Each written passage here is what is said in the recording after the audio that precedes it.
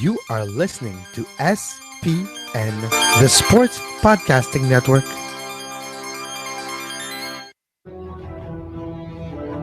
يلمي من هناك لشوارشتايجر أوب، أوب، أوب، أوب، أوب، أوب، أوب. Va a pegarle el Ronaldinho Gaucho. Ya lo hace. Pierna derecha, directo al arco. ¡Golazo! ¡Golazo! ¡Golazo!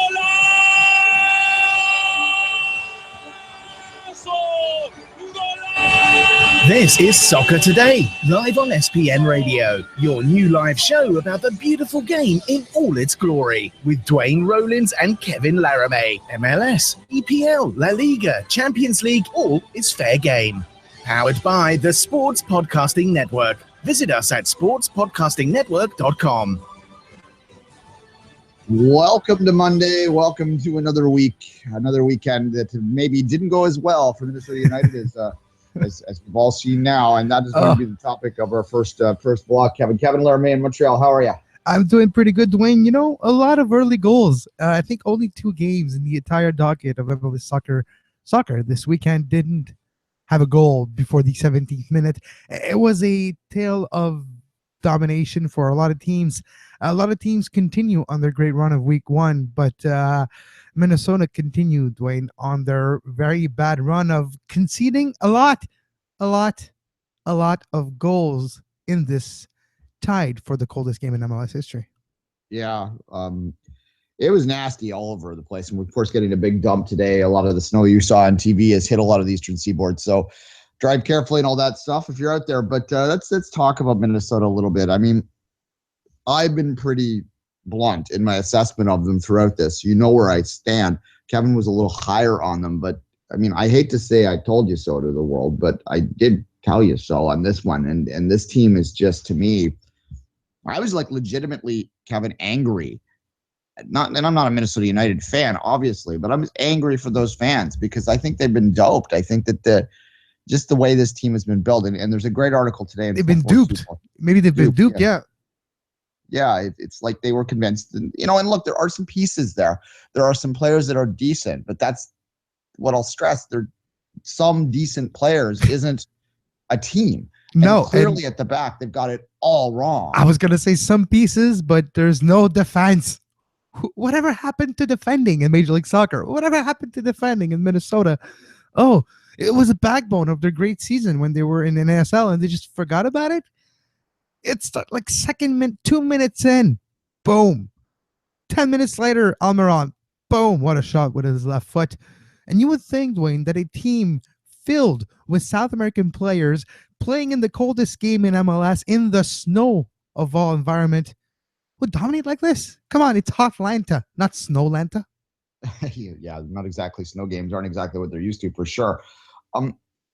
Look, in fairness, there are a lot of other voices out there that were kind of yelling, but some of the official sounds in that were I think overplaying this team a little bit. And I was angry is maybe a strong way to put it, but I feel for those guys because I like those Minnesota guys, and there's so many of them we have in the show. They're always good with their time. They're very similar to us. They remind me of Canadians, Minnesotans, so that's maybe why I have a soft spot for them. And it seems let's not go down that road too much, but it just seems unfortunate. But yeah, you talk about how this team was built. And as I said, Paul Torino in 442 today had a great article which said, well, basically just what I said is that no one within MLS, like we're talking executives and insiders, is surprised by this because everyone saw it coming in the industry. And that's kind of what I've heard before and what I was basing my opinion on when I called them potentially the worst team in MLS history. And I mean, I at one point, they asked for hot takes. It was the Extra Time Radio wanted your MLS hot takes, and mine got retweeted. So a few people responded to this and thought it was kind of funny. I said they'd get under 10 points this year. This was a month ago, and I was being hot takey, obviously, in that point. But 15, below 15 might be -9 differential after 2 games. Is like, how much of a blow right in the mouth is it? Your first game in Major League Soccer at home, and you lose 6-1 after losing the worst ever first game in expansion history. No, the worst home opener in expansion history. What else? Is it like enough that you're going to turn away fans already? Well, precisely. And that's, if you looked at the stands at the end of that game, people were leaving. The weather played a role, obviously. Why would you stand in -20 and watch the home team lose 6-1, right? Like that would have been miserable. Obviously, the hardcore is. You know what? Obviously, I'm sure the players, if they could, some of them would have left. well, I Did think they some of just them give? did They leave. gave up. Yeah, some of them did leave on that sixth goal. They were, I don't know where they were, but they weren't defending, that's for sure, which was just horrendous. If you have time, go back and watch the sixth goal. Actually, I tweeted it out today. Taylor Twellman on the broadcast was saying some really, really smart things about what is happening here and how they can react to it. And the key thing that he stressed at that point, and I agree with this 100%, having watched TFC for 11 years, is that you can't overcorrect here. Like, they have to just take their lumps for the rest of the year with the roster that they have. They can, obviously you add a piece if it's smart, but the worst thing they can do is just to go out and overspend on more transfers in, because really what they failed to do and failed to recognize is that we call them MLS lifers on the show. They don't have a lot of MLS lifers. They brought some of their NASL guys up there. I think they misunderstood the jump in quality between the two leagues. I don't think we're going to have that debate about whether NASL is close to it anymore. And I disagree with, I know Steven Sandor likes to think that what tells us on this show that the top teams can compete, but like, no. With all due respect to Steven, who I appreciate a great deal, I disagree. Just to complete what you were saying about the MLS lifers, the signing of Larentovich for Atlanta, like, it's really important. Not just that, the way they're playing, like, for a new coach, Gerardo Martino, aka Tata, was like not necessarily able to adapt into games, but they were almost like they played very decently against a maybe best team in MLS right now, New York Red Bulls. And now in their second game, floodgates open, 6 goals scored, that pressing high in the midfield, the two fullbacks, Mears included, pressing, created turnovers, and it took 2 minutes to create those turnovers and to be effective versus Minnesota. But we've seen it against New York Red Bulls in the first week. It wasn't as successful, but the identity of play in 2 games is actually well defined, and this is not a coincidence with the way the result they're getting in this game. That strategy, the way they're playing tactically, that press, that counter attack, because they have clinical finishers that are used to it, and players are playing in their preferred position where they are used to having those instincts. Joseph Martinez with a hat trick in the weekend. You see them react perfectly, and it's been only 2 games competitively.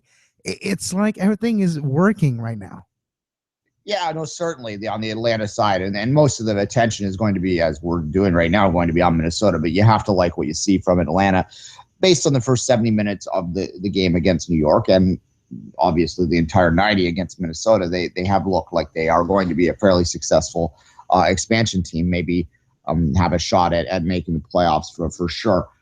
But to go back to Minnesota, the one mistake that I kept, my instincts were screaming about this, in addition to talking to people that said similar things to what I said, my instincts were screaming because, again, I have this experience watching what was a bad team in TFC, and a mismanaged team, and a team that made the same errors over and over again.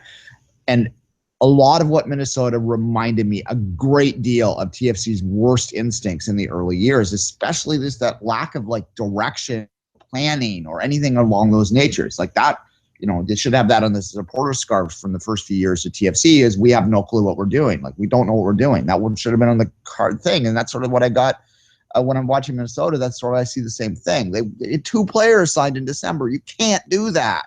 I mean, yes, you can spread the wealth around. The TAM strategy versus the DP strategy is a legitimate debate you can have in here. But if you're going to do that, you need to plan properly, and you need to identify the key positions where you are going to spend a little bit more money, and then you need to be smart about how you find the players around them. They were neither. They over-relied on the players that they came with them. They clearly aren't up for it. This is a team that legitimately has a chance to be, historically speaking, the worst MLS team of all time. I don't see this getting better. Duane, a conversation that we had on the show and that I had off the air as well with Brian Karstad exactly a year ago comes to mind right now. A year ago, he called me to see if I remembered the MLS rules when you're a team coming in a year before, what roster, how you can manage your roster selection, your roster, your recruitment, basically. Because before, if you sign players for the NASL, they have an opportunity to jump up. Those were his questions. And he was really fascinated by how this Minnesota team was going to build from the ashes of the NASL one, the MLS project. And they had a year to do so.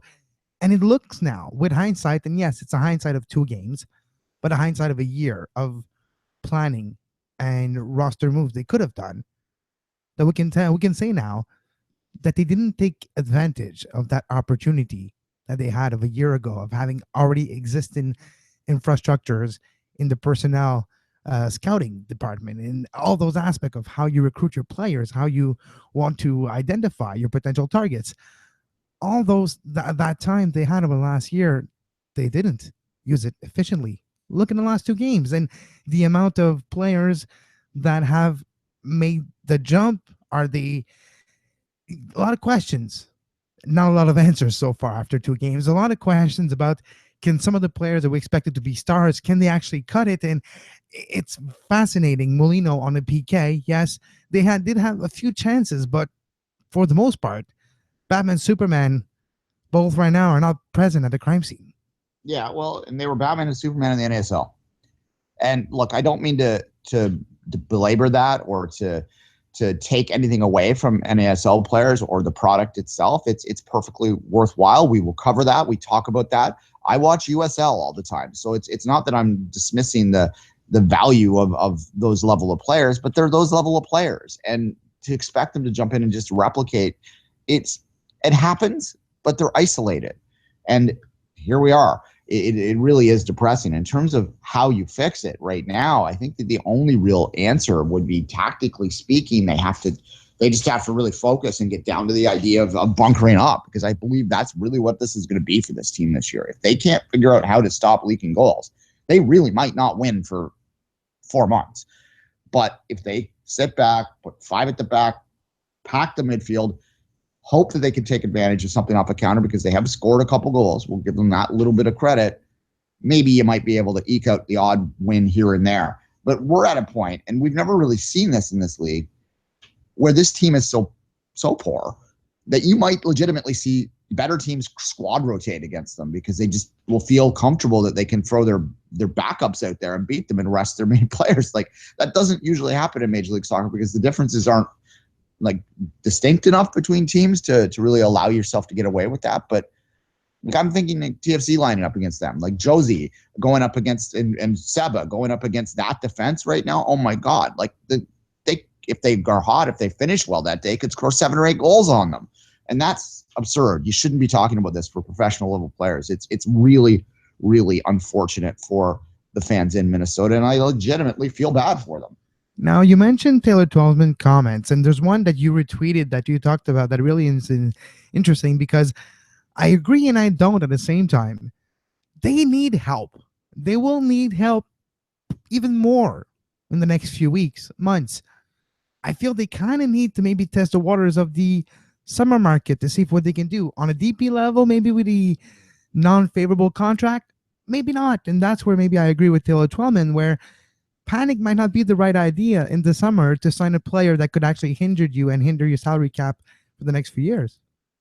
Yeah, well, it's about the cap management too. You don't want bad contracts to bog you down. And again, to go back to the Chiefs example, that was their biggest problem for years and years, was that they would keep chasing bad signing after bad signing, and they would overpay. And it got to the point where they had to overpay because no one wanted to come to the circus, right? There's your clown reference if you like that, Montreal fans, because it really was a circus back then. And look, they figured that out eventually, but it took an entire change of management. Like TFC and MLSE, for that matter, completely changed about 4 years ago. There's literally no one from the old team there anymore, and that's why TFC turned it around. And clearly the front office in Minnesota got it very wrong. And as I said, the fans are the big losers here. And I am curious to see what the attendance is going to be for that second game, which is not for a few weeks yet. They come back 0-8, 0-9. Like, what? The weather will be a little bit nicer, but it won't. Do you say if they come back, or maybe when they come back in 08, 09. That's almost the feeling right now. What's the hope? Outscored by 9 goals in 2 games. What's the hope for the third one? Sorry, Minnesota fans. I actually feel bad saying this if I am you. And having had a team that comes to expansion with a similar background than in Minnesota, well, there was ways to do it, and you didn't choose the right one.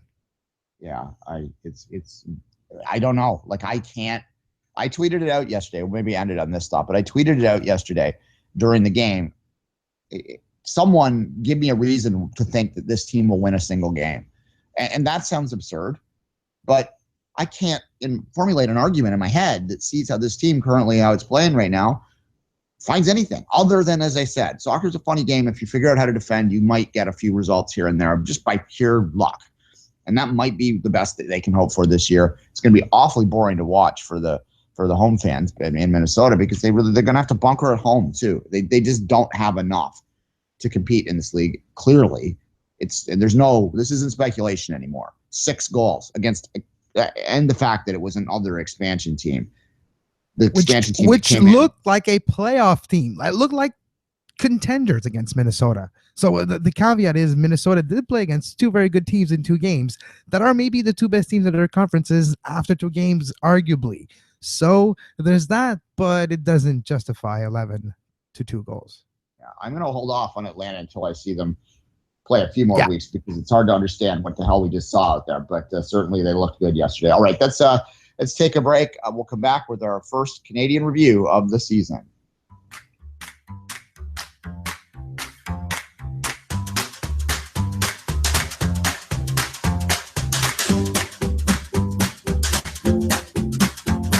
You are listening to Soccer Today, live on SPN Radio.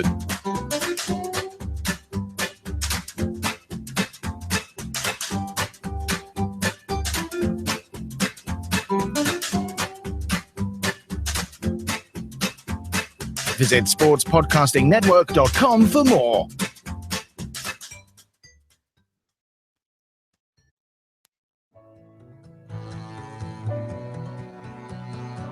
The Canadian Review on the Two Solitudes Soccer Podcast.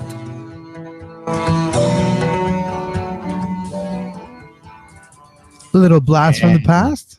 Yeah, exactly. The bare naked ladies, folks. We didn't call it the Canadian Review last week. Forgot about that for some reason. So this is, in fact, the first edition of a normal feature on this show. If you're new to Soccer Today, this dates back to the Two Solitudes Day. The Canadian Review on most Mondays and Games of the Week on most Fridays. It's pretty standard stuff, but that's what we do. Back then, we only had 2 podcasts a week, back when we were more sane. Now we're insane, so we have 5. But, insane in the brain. Let's start out west, Kevin. Unfortunately, I wasn't able to really watch the Whitecaps game, so I'm going to lean on Kevin a little bit for this one. But you missed a good one. You missed a very good game. Question? Tough for the Whitecaps because they started off very well. A kind of fluke play by Eric Hurtado, like just a few minutes in. The ball was like a ball in the box. The goalkeeper was not far enough to go grab it, so it fell. The defender missed it, and in the air, Hurtado just hit it past the keeper for the first goal for Vancouver. 10 minutes later, they got another goal. I forget off the top of my head this goal scorer, but that 2-0. So you thought that, well, it's going to be very good on the road for Vancouver. They're hot. They're actually were up for it. They were dominating the majority of the play, and San Jose was actually tracking back at home, which we haven't seen them do in the first week against Montreal. Now, San Jose, though, had an opportunity. Chris Wondolowski, on a breakaway, he makes a move around the keeper with success, but Ustad, when he came out, clipped Wondolowski. Red card for the goalkeeper of the Vancouver Whitecaps. Penalty was not converted, but it was only a matter of time. Depressing and constant threat and attack by the San Jose Earthquake, and even goal that were called off because of offside too for Wondolowski, but still he opened the mark at the 32nd minute for their first. They came back 2-2, and late in the game, Duane, maybe the goal of the year so far from 30 yards away, Anibal Godoy, for the second time in 2 weeks, he chipped Evan Bush for a great goal, and This that was a time, great goal against Montreal yeah, for sure. exactly. But this time around, it's even sweeter from 30 yards away. He sees an opportunity. He kicks a curler from the left foot that we all thought it was a lob pass, but no, it dipped, it bent, and lodged itself right into the top left corner. Nothing the goalkeeper could do about it for the winning goal for the San Jose Earthquakes, which are top of the Western Conference, tied with two other teams with 6 points after 2 games. Quite a surprise for them and the Dynamo as well. Yeah, no, exactly. The two surprise teams early on. The Quakes have looked pretty good on their little Canadian tour so far. They've played no impact in week 1 and the Whitecaps in week 2. Onstead getting the red card, that's obviously the turning point of this game. That's going to be tough for them because he really is key to a lot of things they do. And that's what would worry me from a Vancouver standpoint is that once they sort of lost the Marshall at the back, they fell into their bad defensive ways of 2016 to allow, 3 goals, could have been 5 if the luck went just slightly different, right? So it's kind of a troubling thing there. They do, of course, have Tigres up this week. We'll see. That might not be pretty, but we'll see. Well, you know what? The way they played, Duane, very impressive. And Alphonso Davies, because this is the Canadian Review, so might as well have a Alphonso Davies segment. It's kind of deserved. Alphonso Davies did not start that game. Maybe some time management here, and maybe we'll see Davies start versus Tigres. But it is still a good game. You have a lot of positive to take. If you take that red card away, Vancouver would not necessarily have the same way. And you're thinking 2 goals advantage, 23 minutes in the game on the road. You kind of have a lot of things going for you. So there's still some positive, I do think, to take from this Vancouver game, especially the way that the secondary scoring option for Vancouver were able to break through early in this game. All right, 3-2 loss there for the Whitecaps, who have TFC up next week in an all-Canadian derby. The world's longest derby. It's the largest distance between two teams that would call it a rivalry game. So that's always a fun little thing to talk about. But we'll get to that towards the end of the week. Maybe we'll get a Vancouver guest on here and have a little rivalry chat, him and I. Let's talk about the Impact, though, the home opener. Well, you kind of have 2 home openers there every year, right? The Big O was, what was the attendance again? 34, almost 35,000. Which is not bad. It's the majority of the lower bowl. So there were a few weeks ago, though, there was already like 32,000 tickets sold. So no walk-up crowd whatsoever, basically. And if you're looking at the marketing aspect over the last 2 weeks, it wasn't necessarily as pushed as years prior. So maybe decision was taken behind the scenes when this is all just pure speculation here, by the way, but it would make sense having the upper bowl close if you're not sure you're going to have enough tickets sold to make the upper bowl worth it. Few weeks or a weekend to the actual game, maybe you don't push it as hard, save some money on the marketing side, and know you're going to have at least a lower bowl fold. Yeah, and look, it's a regular season game ultimately, right? I mean, it's the first game of the year that the home fans can get out to, but it's still just a regular season game. When Toronto played the game against Kansas at the that just violated the style guide for MLS there. So I'm just purposely going to do that all year now. When they played Kansas back at the Dome, that was 5 years ago, it was about 30,000 as well, and I think that's reasonable to expect. But more importantly, let's talk about what happened on the field. 2-2. I don't know. Was it glass half full, glass half empty? How would you characterize the Impact's play overall? It is the defending champions who aren't getting off to the strongest of starts, but it's the way it happened, though. Like the way it happened, discipline in the back line. It has to be a concern after the first week where you had Azum Kumara get sent off for 2 yellows at the 66th minute, a second in game number 1 versus San Jose, and in game number 2, early yellow by Laurent Simon, and eventually he wasn't sent off, luckily, on that challenge that was called for a PK at the 76th minute for the first goal for Seattle. It was, though, before that, a very good performance. Remember last week, Duane, we've talked about confusion, congestion that led to confusion in the midfield. A lot of missed passes, a lot of missed opportunity when they had the ball to go forward, a lot of ball possession loss, and big storyline coming off of the training camp of the Montreal Impact coming out. Sorry, I wanted to say. It was ball possession, was their new identity, new forged identity. They wanted to do is keep the ball a little bit and go forward with purpose.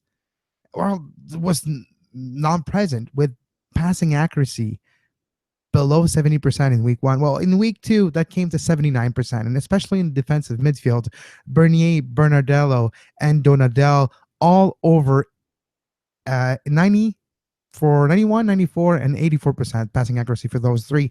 That is such an improvement, like an amazing improvement from game 1. And this had to be what was like a directive from Mauro Biello and the training staff.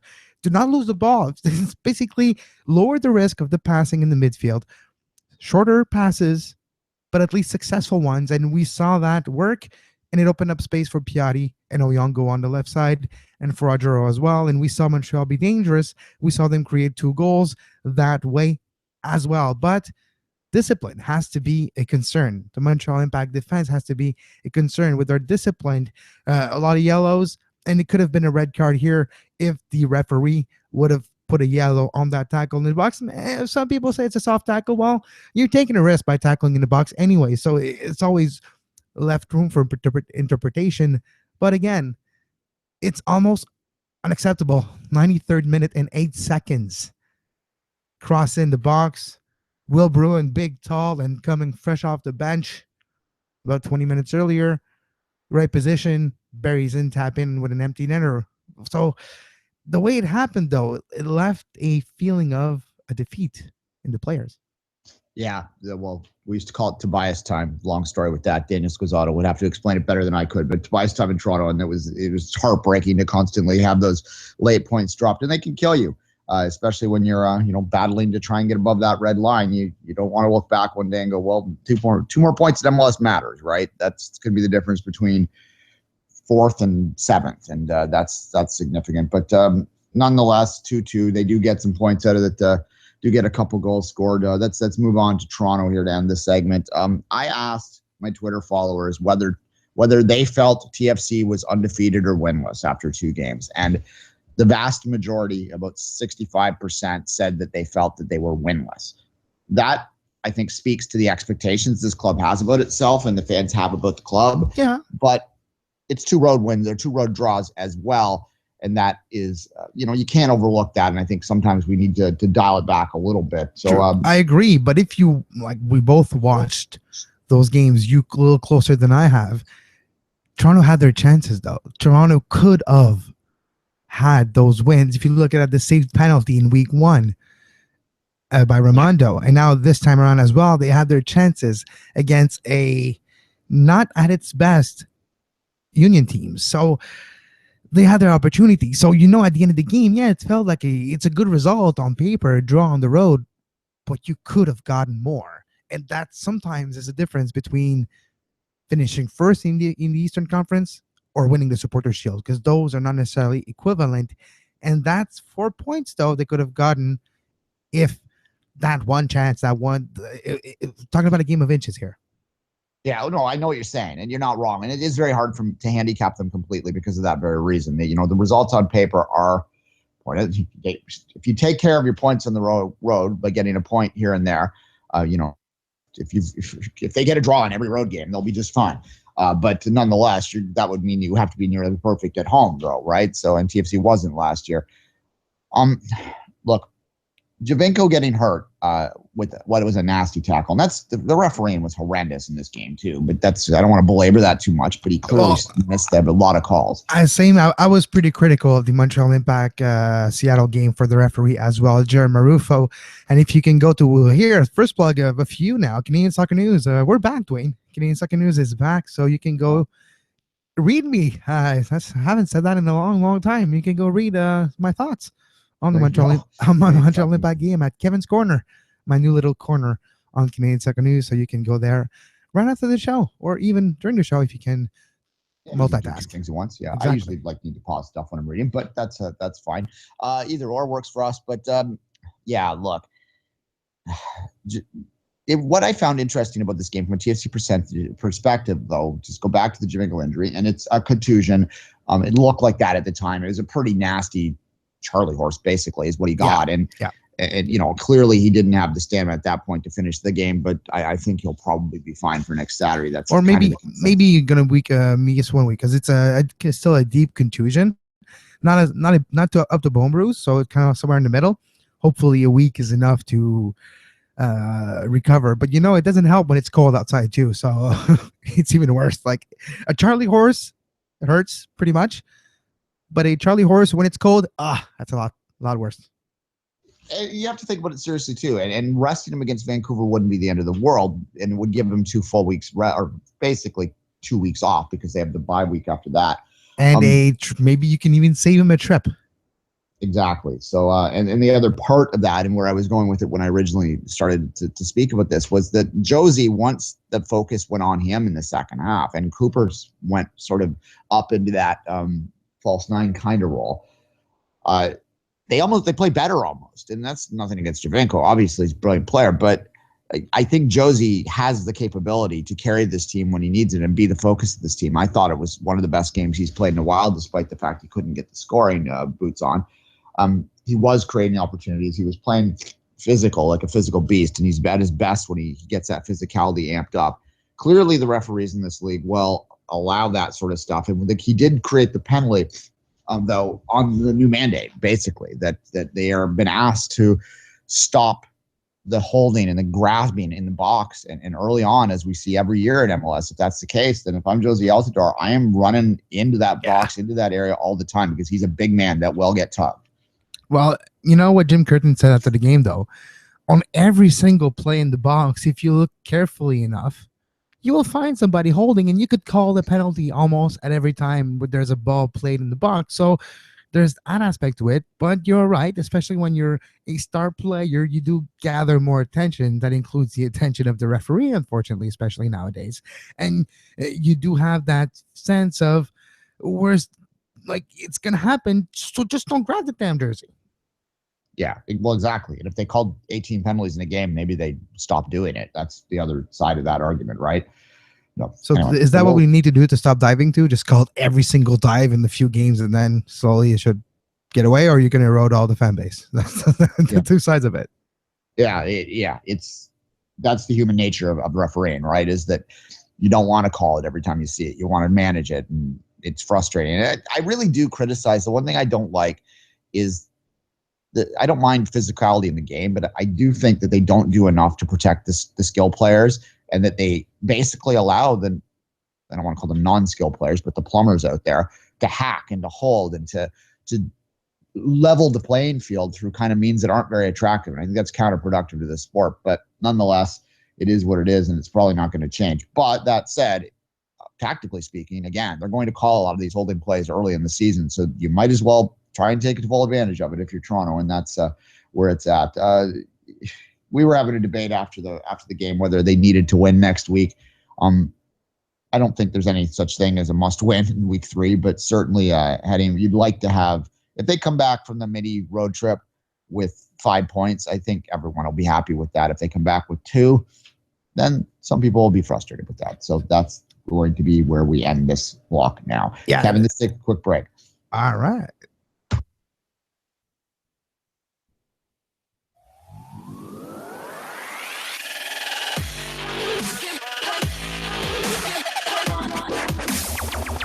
You're listening to Soccer Today on SPN Radio. You can find the on-demand version of this very show on iTunes, Stitcher, Feedburner, Podbay Player, Podbean, anywhere you get your podcasts under the Sports Podcasting Network feed. Subscribe to our YouTube page to make sure you never miss a live show talking about soccer today, the MLS post-game show, open lines after dark, 5 rings daily during the Olympics.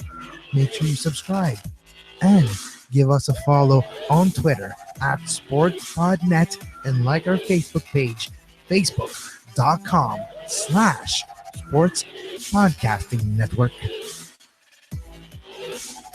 Yeah, Duane, the MLS postgame show week 2, so you can listen about 30 minutes long. We recap and talk about a minute or two every game, what happened this weekend in Major League Soccer. To catch up about the games you miss, comes out Sunday nights. It's live at 1 a.m. You can call in too.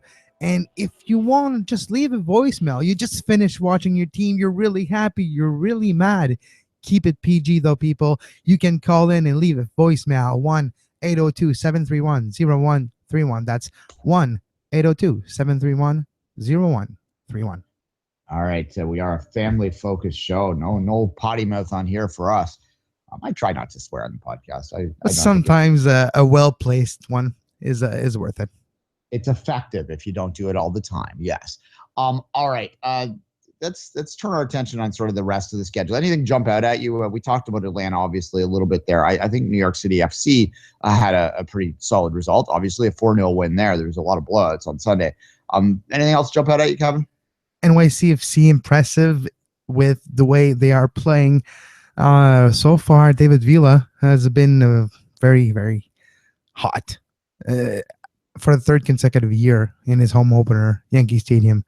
Scored a goal, but sometimes we talk about, Javinko, Piatti, even David Villa deserves a lot of credit as well. Yeah, MVP and all. But David Villa, what he's bringing to the table week in, week out, and not just offensively, tracking back, box to box. Quite a work rate of a player still, David Villa for NYCFC. I've always loved Villa. Yeah, he's a player that back, when he was a little bit younger, I very much wanted my European team to go after at some point. I thought that, and they sort of did, just kind of indirectly. So there you go. Player I've enjoyed watching for a while, certainly. The other side of this too, in terms of teams that surprised this week, and we've sort of touched on them, is both. There's a surprise good, surprise bad about this. I pegged the Galaxy to win the West in my preseason prediction pool. Actually, finishing second. Not looking good.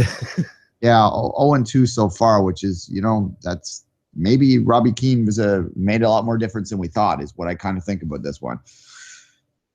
And Yeli Van Dam, we talk about discipline. Yeli Van Dam, 2 yellow cards in the span of 3 minutes, gets sent off for the Galaxy.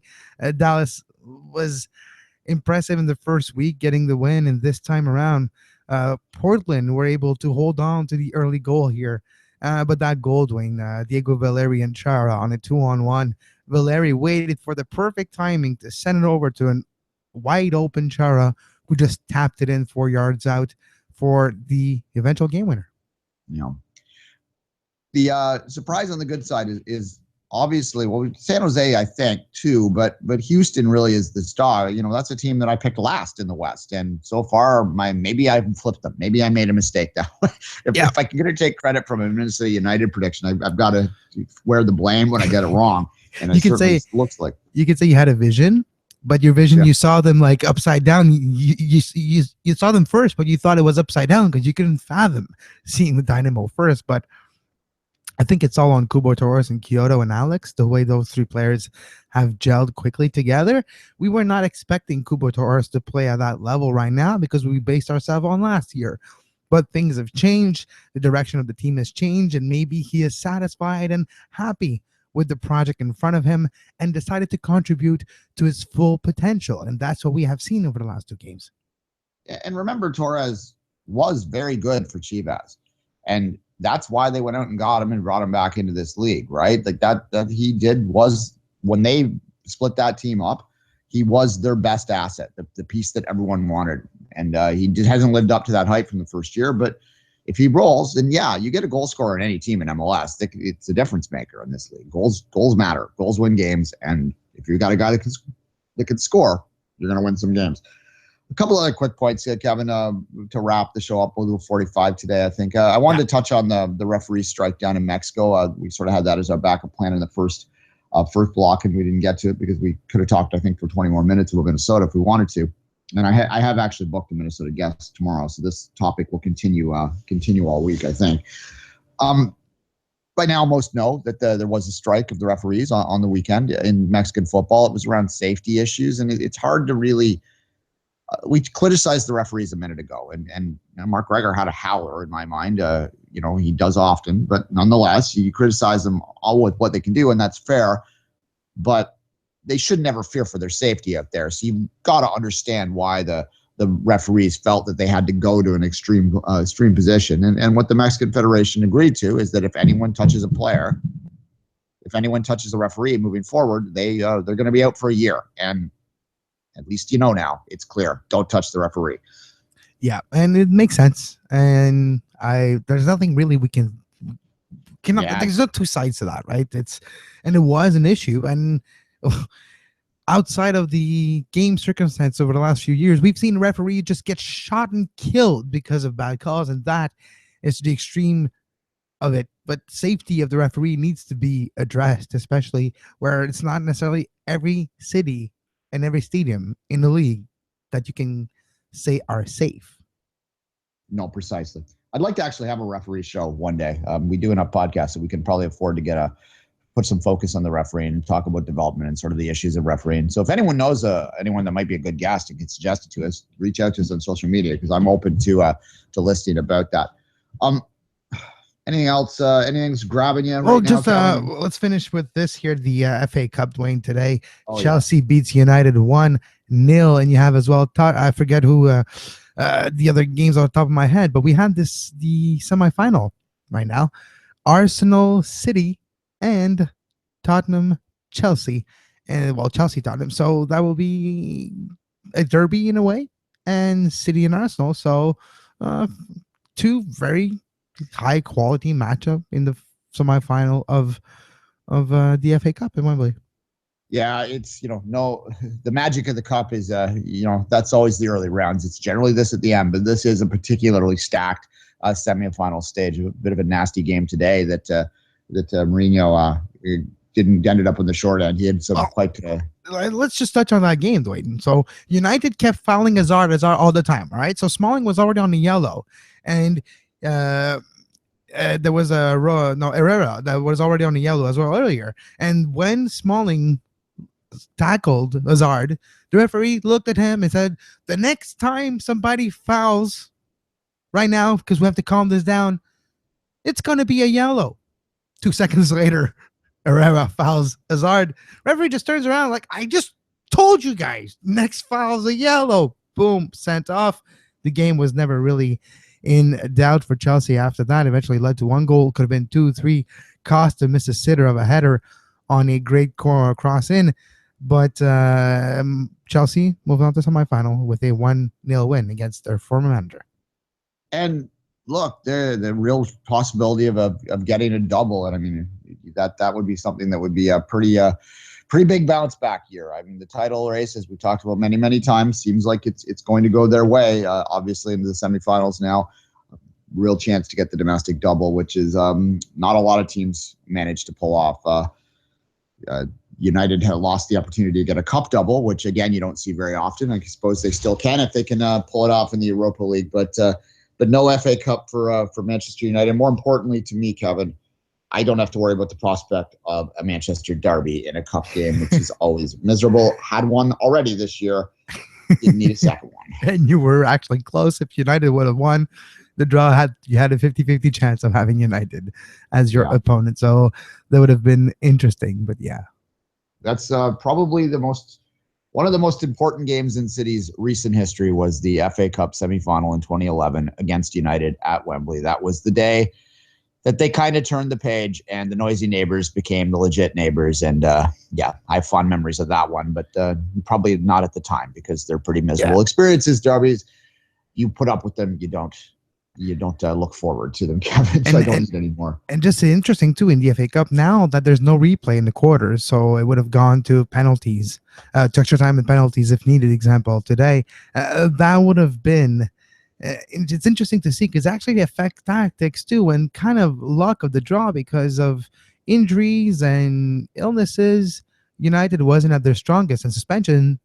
United wasn't at the strongest right now. If there was a replay and it would have been 2-3 weeks ago because they got a draw or something, then Zlatan would have been available, and you would have Rooney. You would have more opportunities and a better starting 11 for United. So it's interesting how the fact that now in the quarters there's no replay possibility. You need a winner on the day. That actually might gave, if it would have been it almost could have given Chelsea an advantage today. Yeah, no, and look, I think that you're going to see that creep further down the rounds eventually too. The smaller clubs that like the replay idea because they can, if they get the right draw, they can hold out and make a little bit extra money with it. But But certainly, I think that the bigger clubs definitely want to ease that fixture congestion, and I can't blame them too much. It did actually the Middlesbrough City game. I noticed that as well, and the manager actually used all three of the subs within the 60th minute. And I thought that at the time, I actually tweeted it out that this was interesting and that it's only 1-0 at the time, and they used all their subs. If this goes into extra time, it's going to be a significant advantage for City. It turned out that City scored almost seconds later, so it didn't matter, and they held on to win that one. Obviously, not their best performance of the year, but they got it done, and they are off to the semifinals. Back to Wembley. There was a time when they had gone over a decade without playing at Wembley. That time is long gone. It's pretty much an annual affair now. I was going to say it's a yearly a date basically now. Yes, exactly. So we look forward to that in the City community. All right. On that note, Kevin, let's call it a day. We'll be back same time tomorrow, right? Yeah, absolutely. 7 p.m. tomorrow. All right. So let's say goodbye for now. As always, Kevin, do the honors. You can follow Duane on Twitter at 24th Minute. Follow myself at Kev Laramee. You can read our articles and our opinions and our insights on the Canadian Premier League project, on the Canadian Soccer National Team, women, men's side, Major League Soccer, USL potentials. All our work you can find on CanadianSoccerNews.com and SportsPodcastingNetwork.com. And until tomorrow, 7 p.m. for another edition of Soccer Today, I am Kevin Laramee, and have a great soccer. You were listening to SPN, the Sports Podcasting Network. Visit us, sportspodcastingnetwork.com.